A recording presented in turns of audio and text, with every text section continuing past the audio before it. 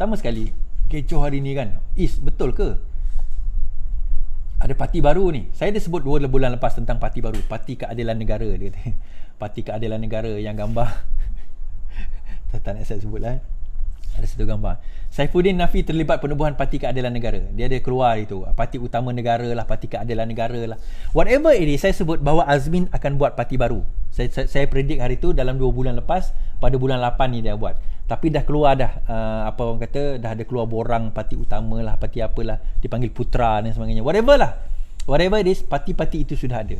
Dan Mahathir sekarang ini, dia kena berkira bahawa parti-parti dia bahawa bersatu, dia ada kemungkinan tidak akan berada dalam bersatu.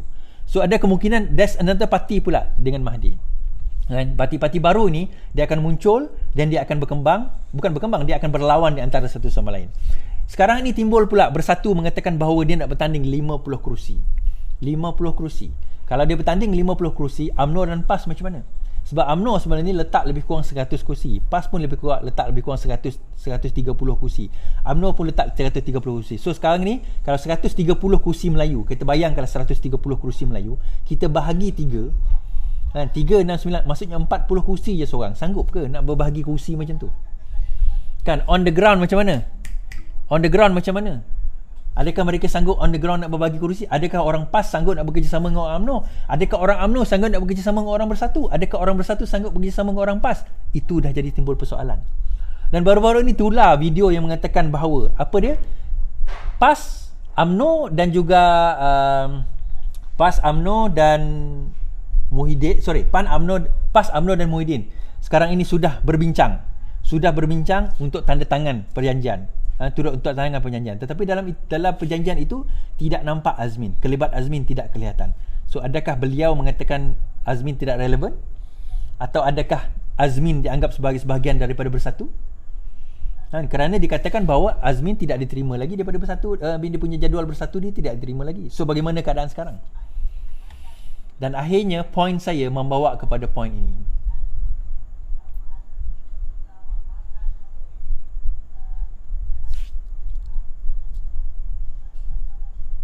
Sebelum saya sentuh tentang perkara ini, okeylah.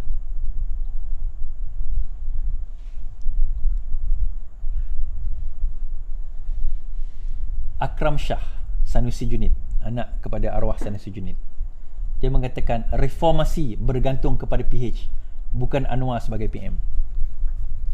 Ni Akram ni. Saya kenal Akram ni pada dulu lagi ni. Ahli Majlis Tinggi Bersatu Akram Shah Sanusi berkata agenda reformasi adalah yang dilaksanakan bergantung kepada Pakatan Harapan sebagai kerajaan dan bukan bergantung kepada Anwar Ibrahim. Anwar Ibrahim seharusnya tumpu kepada Anwar dan sekutunya harus tumpu bukan kepada Anwar menjadi Perdana Menteri kerana reformasi tidak bergantung kepada perkara ini. Ia bergantung kepada PH kembali berkuasa. Oleh itu fokuslah mengembalikan kuasa kepada PH. Walaupun ini bermaksud Mahathir adalah calon terbaik untuk memastikannya. Dia kata. Now, Akram, kalau macam tu, kenapa kita tak fokuskan kepada Anwar menjadi Perdana Menteri dan Mahathir yang kena ikut Anwar? Kenapa Mahathir nak kena jadi Perdana Menteri? Kenapa tak fikir macam tu? Yang reformasi ni bukan dia ada reformasi yang dilakukan oleh PH, bukan dilakukan oleh Mahathir. Kita boleh terbalikkan juga artikel ni. Kita boleh cakap macam ni. Iswardi Morni, reformasi bergantung kepada PH, bukan Mahathir sebagai PM. Ahli Majlis Tinggi, ahli biasa PKR Iswardi Morni berkata agenda reformasi yang mahu dilaksanakan PKR bergantung kepada Pakatan Harapan sebagai kerajaan dan bukan bergantung kepada Mahathir Mohamad.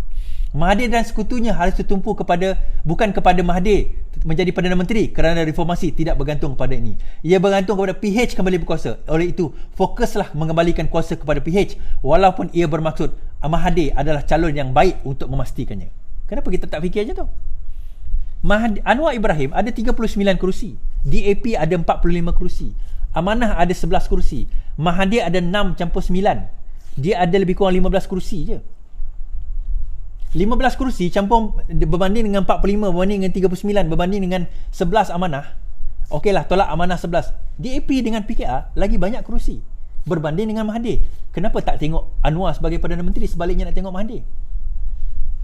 Itu persoalan paling utama. Dan kita tengok apa yang berlaku semalam. Kan? Sebab itu kita tengok keadaan ni, kejayaan PH kini bergantung kepada kesepakatan Mahathir dan Anwar. Saya sebut hari itu. Kejayaan PH kini bergantung kepada kesepakatan Mahathir dan Anwar. Saya dah sebut hari itu bahawa kalau ni sebelum cerita ni keluar, saya dah sebut. Saya kata majoriti dah ada. Majoriti untuk tukar kerajaan sudah ada. Anwar sebut 107. Dia ada yang lain untuk nak lompat. Ada. Saya kata ada. Namun begitu, isu dia adalah bila Mahathir dan Anwar dua-dua nak jadi Perdana Menteri. Seorang kena mengalah. Siapa yang kena mengalah? Mahathir, Anwar boleh mengalah. Dah cukup dah. So sekarang ini Anwar punya stand, no, I will not back out. I will not back off. Saya tidak akan mengalah. Dan beliau telah disokong oleh Pakatan Harapan. Suka atau tidak, Pakatan Harapan telah menyokong Anwar Ibrahim menjadi bakal Perdana Menteri. Isunya adalah golongan yang menyokong Mahathir menjadi Perdana Menteri. Dan yang menyokong Mahathir menjadi Perdana Menteri, kita kena ingat, mereka terdiri daripada warisan, mereka terdiri daripada Bersatu, of course lah, orang Bersatu Mahathir, beberapa orang dalam Amanah dan beberapa orang dalam DAP. Saya sebut beberapa kerana saya tahu ramai dalam DAP, ramai dalam Amanah tak setuju Mahathir jadi Perdana Menteri. Mereka lebih suka kita buat pilihan raya berbanding dengan kita tukar kerajaan dengan Mahathir menjadi Perdana Menteri. Itu yang dibincangkan di sini. Saya tak boleh revealkan secara detail. Saya tahu secara detail apa yang berlaku di dalam ni. Saya tahu apa yang berlaku, siapa bergaduh dengan siapa tengging siapa marah siapa. Tetapi yang ditawarkan sekarang ini, apabila ditawarkan Datuk Seri Anwar Ibrahim menjadi timbalan Perdana Menteri, beliau mengatakan beliau tidak akan jadi timbalan Perdana Menteri. Tapi perbincangan lagi lah, dia akan bincang balik dengan tim dia untuk Selasa ini, dan Selasa ini ada keputusan sama ada nak meneruskan atau tak meneruskan, bahawa beliau tidak akan menjadi Perdana Menteri. Now isunya, kalau sekiranya kita nak give in, mengalah je kerja kita, sampai bila? Jangan kita lupa PKR pun adalah kingmaker. Kalau 39 ahli PKR tu, Parti Keadilan Rakyat, kata kami tak akan sokong Mahathir, macam mana dia nak cari? Katakanlah kita ambil DAP semua sokong, Amanah semua sokong, Warisan semua sokong, mana dia nak cari 39 lagi kerusi untuk menyokong Mahathir tu? Ada yang argue, okay, dia ada dua argument.